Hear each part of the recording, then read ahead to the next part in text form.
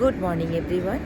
এখন যাচ্ছি Indian stores, ওখান থেকে একটু কিছু মাছ এসব কিনতে যাচ্ছি। তা আমি একদিন আপনাদেরকে ইন্ডিয়ান স্টোর্সের ভিডিও করে দেখাবো যে এখানে কী কী পাওয়া যায়। ইন্ডিয়ান স্টোর্সে সব কিছুই পাওয়া যায়, সেটা আমি গিয়ে একদিন দোকান থেকে ভিডিও করে দেখাবো।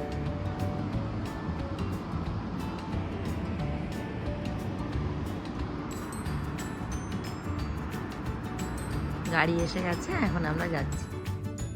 ক্যানাডায় এসেছি, রুই মাছ না খেলে হয় বাঙালি। তো আমি এখানে যে বাঙালি ইন্ডিয়ান স্টোর্স আছে, মানে তারা এখানে মাছ তারপরে ইন্ডিয়ান সব জিনিসপত্র পাওয়া যায়। তো আমি এখান থেকে রুই মাছ নিয়ে এসেছি। তা আমি আজকে মাছের ঝোল করব।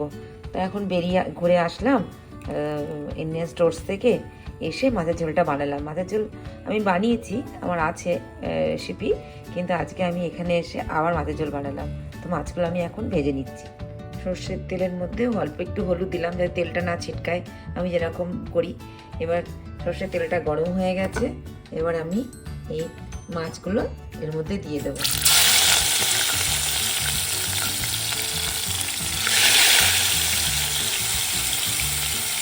একে একে মাছগুলো ভেজে নিচ্ছি। মাছগুলো আমি এখন ভেজে নিচ্ছি।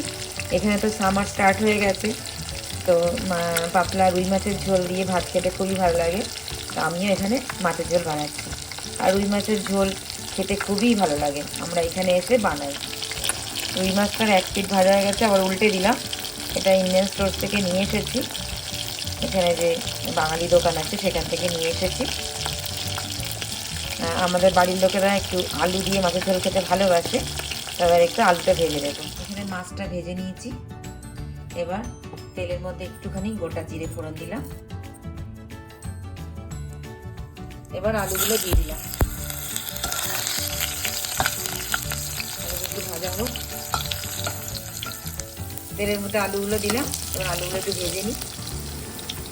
আলুটা ভাজা হয়ে গেছে, আমি এখানে আদা বাটা, হলুদ গুঁড়ো, একটা কাঁচা লঙ্কা, একটা জিরে গুঁড়ো আর টমেটো, এগুলো সব একে একে দিয়ে দিলাম। একটুখানি জল দিলাম, নাহলে মশলাটা পুড়ে যাবে।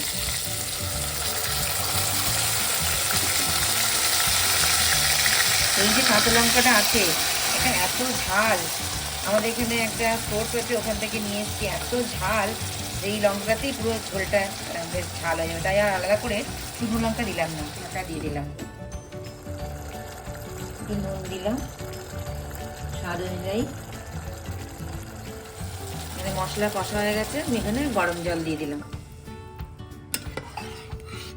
ভালো করে নাড়াচাড়া করলাম।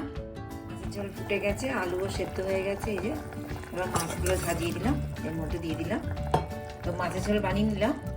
এবার খাওয়ার লাঞ্চটা সেরে যাব একটুখানি পার্কে।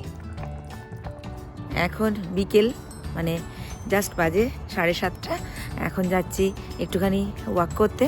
তো আমাদের সামনে যে পার্কটা আছে সেখানে গিয়ে দেখাচ্ছি যে পার্কটা কি সুন্দর, গাছের পাতা এসছে, গাছের পাতার কালার কীরকম চেঞ্জ হয়ে গেছে সেটা গিয়ে দেখাচ্ছি। তো লাঞ্চ করে এখন যাচ্ছি একটু ওয়াক করতে। এখানে দেরিতে সন্ধে হয়, এই 8টা 8:15 এরকম সময় সন্ধে হয়। তাই এখন একটুখানি ওয়াক করতে যাচ্ছি। একটু সিগন্যালে দাঁড়ালাম, দেখি এটা টিপে দিই।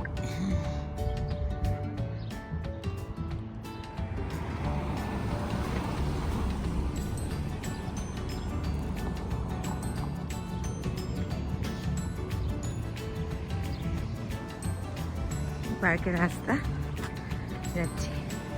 যখন এসেছিলাম তখন কোনো গাছের পাতা টাতা কিছু ছিল না, এখন কীরকম পাতা এসছে সেটা দেখাচ্ছি। একদম সবুজ হয়ে গেছে, এই যে ঘাসের কালার, গাছের পাতা। বলেছিলাম যে দেখাবো এই গাছের পাতা। একদিন সকালবেলায় পার্কে এসে দেখাবো। এই যে প্রথমে পাতাগুলো এরকম হয়ে যাচ্ছে, কালার পিঙ্ক কালার, কত রকম কালার চেঞ্জ হচ্ছে, তারপরে হচ্ছে গ্রিন। এই গাছগুলো তো এরকম হয়েছিল। এখানে সব বাচ্চারা খেলছে।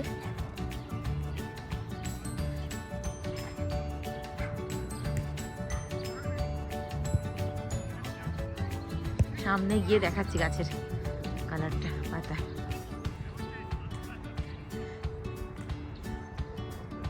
এই যে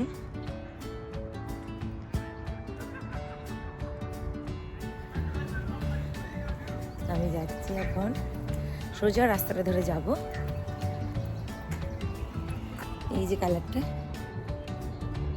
আছে, দূর থেকে কি সুন্দর লাগছে।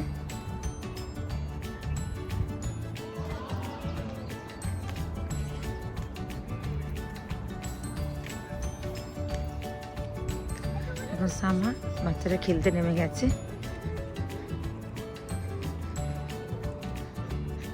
জায়গাটা চেনা চেনা লাগছে না?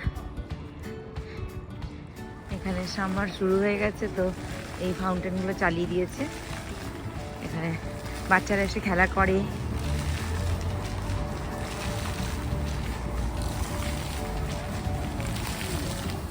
যদি ভিডিওটা ভালো লাগে তাহলে লাইক করবেন, কমেন্ট করবেন, সাবস্ক্রাইব করবেন।